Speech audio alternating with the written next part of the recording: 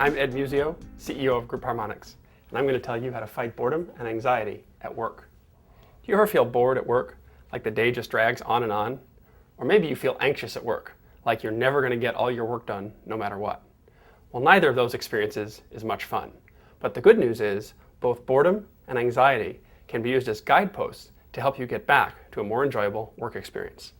Psychologist Mihai Csikszentmihalyi studied optimum human experience and fun, and he studied in particular a condition of maximum engagement and maximum enjoyment. In other words, you're as engaged as possible in what you're doing, and you're enjoying yourself so much you lose track of time. He called that state flow. And what Csikszentmihalyi says was that flow happens when two things come into balance.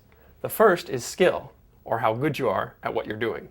And the second is challenge, or how difficult what you're doing is. So if I draw a scale here from low to high for skill, and I draw a scale for low to high from challenge, what Csikszentmihalyi basically said is when skill and challenge are held more or less in balance, when you're in this zone here, you're most likely to achieve something like flow. So what does that have to do with boredom and anxiety? Well, let's start with boredom. Boredom means the skill you have is high, but the challenge of what you're doing is low. In other words, you're overqualified for your work. What can you do about that? Well, in theory, there should be two ways back to the line. You should be able to go back this way or go back that way.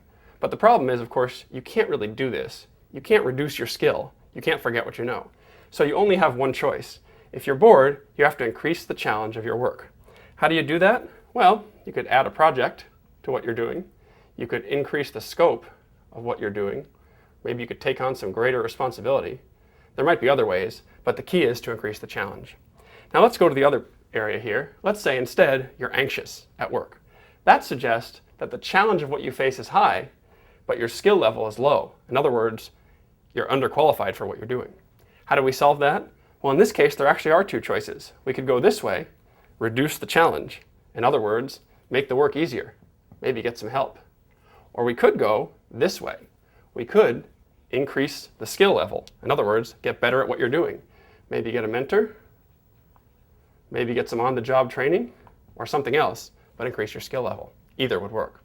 Now, what I like about this model is it not only tells us what you should do, it tells us what you shouldn't do.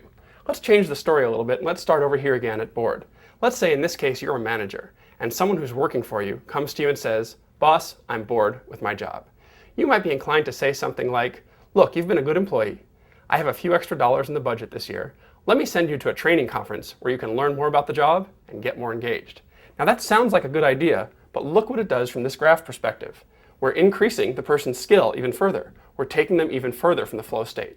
If you're not going to give that person some more challenge, you're not going to help them. Now let's try up here. What if your employee says to you, "Boss, I'm nervous. I can't get all my work done. I'm feeling overwhelmed."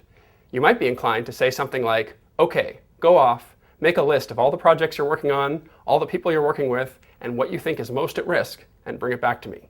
Now that might sound like good management. That might actually be good management. But again, from the perspective of this graph, you're creating more work for that person. You're adding challenge. That's not going to help. What you need to do is go the other way. Either get the person some help or get them some additional skills. So the next time you or someone who works for you is having trouble, either feeling bored at work or feeling anxious, take a few minutes and think about the concept of flow. Think about balancing two things, skill with challenge. If you can bring those two better into balance, you're more likely to fight boredom and anxiety and restore maximum engagement and maximum enjoyment at work.